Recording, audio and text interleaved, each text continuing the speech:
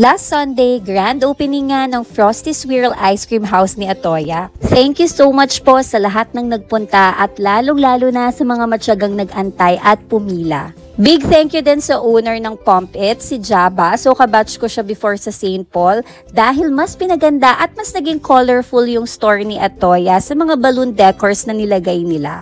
Nag-prepare na rin kami ni Jenny for the opening at ang first thing nga na ginawa namin is linisin yung machine bago ilagay yung ice cream premix. So sa grand opening, ang flavor ng ice cream natin is vanilla, chocolate, and mixed flavor. Perfect na perfect talaga tong balloon decors from Pump It because it's giving life to our ice cream store. Kaya guys, if kailangan nyo rin ng balloon decors for your parties and events, kontakin nyo lang yung Pump It. Lalagay ko yung Facebook page nila sa comment section. Supposed to be 3:30 nga yung opening namin, pero eto si Daddy Rog, 1:30 pa lang nagpapila na. Wala tuloy kami naging maayos na picture before the opening kasi yung akala naming isa lang muna yung bibili, nagsunod-sunod na nga at wala nang naging tigil yung pila. Nag-surprise visit nga din yung mga co-parents ko sa St. Paul at syempre yung mga classmates ni Atoya. My heart is really full kasi from 1:30 to 6:30 PM talagang wala kaming pahinga. Nag-stop na nga lang yung pila nung bumuhos na yung malakas na ulan. So again, thank you so much sa lahat ng nagpunta sa opening and bukas po ang Frosty Swirl from Monday to Saturday. Thank you guys for watching. Bye everyone!